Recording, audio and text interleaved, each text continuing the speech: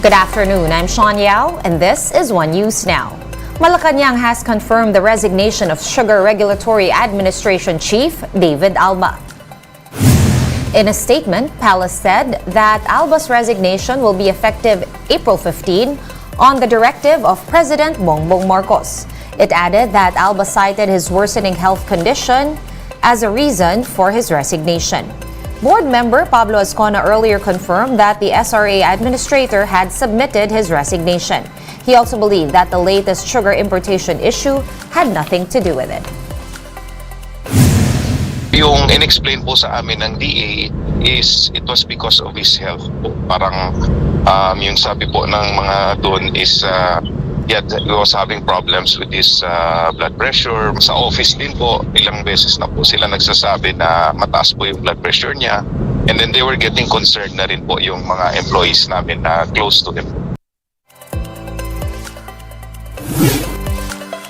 The Department of Agriculture is studying to impose a 90 peso retail price on sugar sold in markets. Despite the arrival of imported sugar in some markets, sugar is still being sold for as much as 110 pesos per kilo. The DA said that a stakeholders meeting will be held to finalize the SRP. Meanwhile, seized smuggled sugar, which is targeted to be sold in April, will be priced at 70 pesos per kilo in Kadiwa stores. Tinatapos lang po namin yung IRR para po yung proceeds ay alam natin kung saan pupunta. Kung ito po ay pupunta sa SRA or sa DA. The BAI, or Bureau of Animal Industry, is warning of a possible shortage of local pork come June amid the outbreak of the African swine fever in some parts of the country. National Livestock Program Director Ruth Miklat-Sonaco said that there will be a pork supply shortage of 46,000 metric tons in June. Miklat-Sonaco said that the shortage is projected to last at least 39 days. Agriculture Assistant Secretary and spokesperson Christine Evangelista said the DA is still verifying the data provided by the BAI. AGA Party List Representative Nicanor Briones blames the DA for the looming pork shortage that started during the term of former Agriculture Secretary William Dar. Sa halip na mapigil yung African swine fever, ay nag-import lang ng nag-import. So, lalong nawala ng gana ang ating mga kababayan na magbababoy, na mag-repopulate, magdagdag. Ay malaki na nga ang banta ng ESE pag tinamaan ka, bankrupt ka. Time to take a quick break, but One News Now will be back with more stories after that. Stay with us.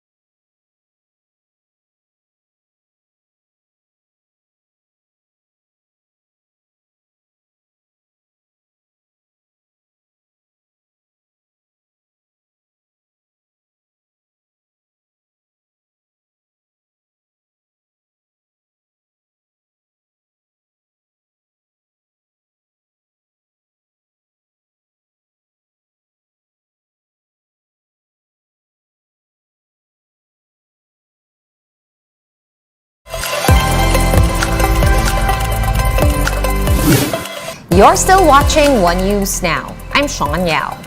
PLDT Chairman Manny V. Pangilinan reports that the telco's 48 billion peso budget overrun in 2022 was reduced after a settlement with vendors. Mobile journalist Michelle Giliang with the details.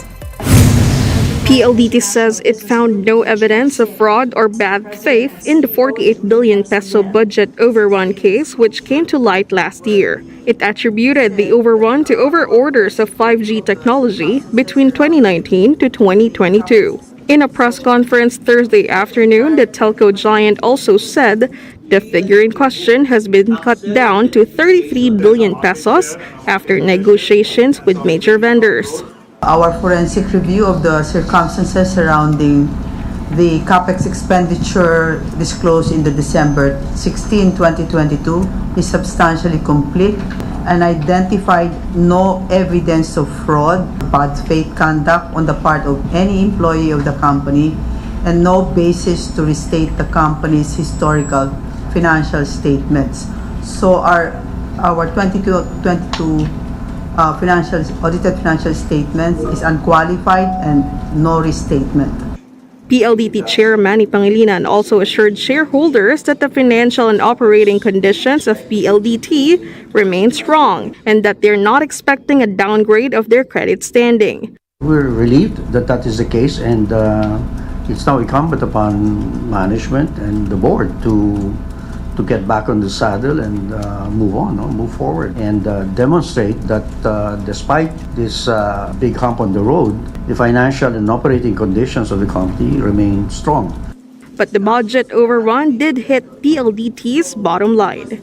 Net income plunged by 60% to 10.49 billion pesos last year, even as total revenues climbed 6% to 205.25 billion pesos. That was driven by strong performances in both its home and enterprise segments.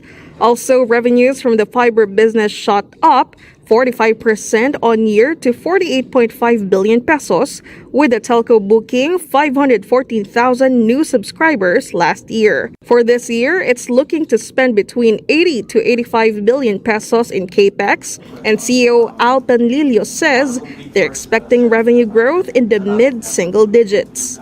Mobile journalist Michelle Giliang, We Are One News.